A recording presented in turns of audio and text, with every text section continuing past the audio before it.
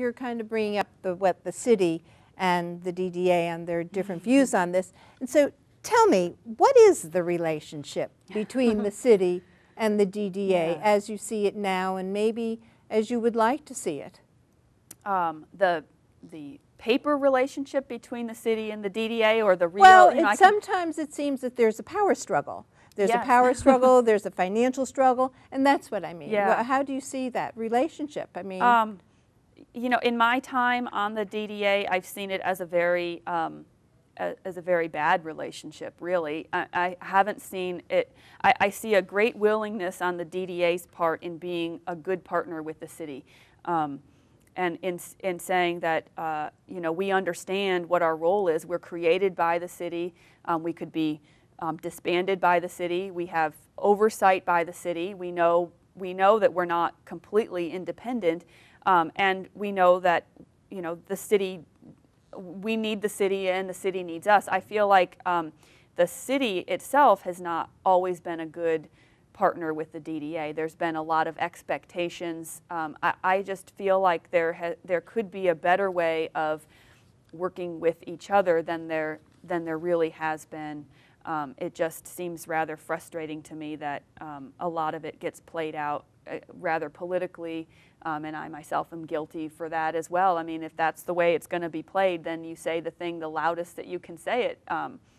Because that's what gets heard instead of, so I just feel like there could be improvements. Such as? Do you have ideas for improvements? Yeah, I think that if the city council and the DDA sat down together to talk more, I mean, there has been improved communication for the last year or so. There are some city council members that are members of a couple of our committees. Mm-hmm. They're kind of ad hoc members. They sit in on, and those discussions are really helpful because we get kind of a heads up on those issues.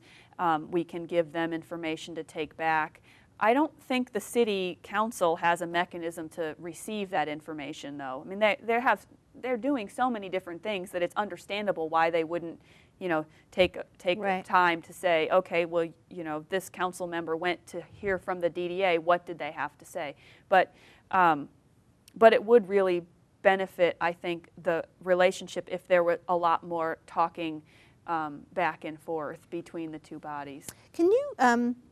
Do you see the board as primarily a consensus board, or do you see the board now as one that's willing to air differences so that the public citizens get to see what other points of view are out there on something? I think that really relates to the individuals who are appointed to the board and how loud they want to voice their opinion. The way that the DDA works through its committees really tries to it tries to focus on getting a consensus before it gets to the board level. There's a lot that goes on in committee meetings that is really great discussion, and unfortunately not a lot of people show up to I mean, how many meetings can anybody really go to, and decisions aren't being made there, but there's a lot of discussion that happens there, and so by the time something gets to the full board, a lot of that discussion has already taken place, and so you really don't have a whole lot of public discussion about some issues.